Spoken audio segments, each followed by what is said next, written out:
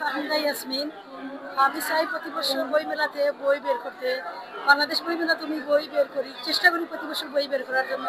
ইংল্যান্ডের বই মেলাতেও বই বের প্রকাশ করার চেষ্টা করি, প্রতি বছরই করি। এবার নতুন বই আনতে পারিনি, কিন্তু বাংলাদেশ বই মেলাতে আসার সম্ভাবনা আছে। এই বইটা আমি গত বছর যে পুরস্কার পাইছি নারী বিষয়ে অন্যান্য প্রবন্ধ, ডায়েরি শেষ পাতা, এটা উপন্যাস, ছোট গল্পের উপন্যাস, এটা আমি গত বই মেলাতে আনছি। এটা অত্যন্ত চমৎকার একটা বই, কাপলেটের দুলানের কবিতা, যে কেউ পড়লে ভাল লাগবে। আমার সম্পাদনায় এবারে আনছি আমি মনোজল ছোট কাগজ। দরলা, এটা আমার সম্পাদনায় আসে। গল্পের বই নীলিমার প্রেমে মগ্ন যোচনা, এটা আমার ছোট গল্পের বই।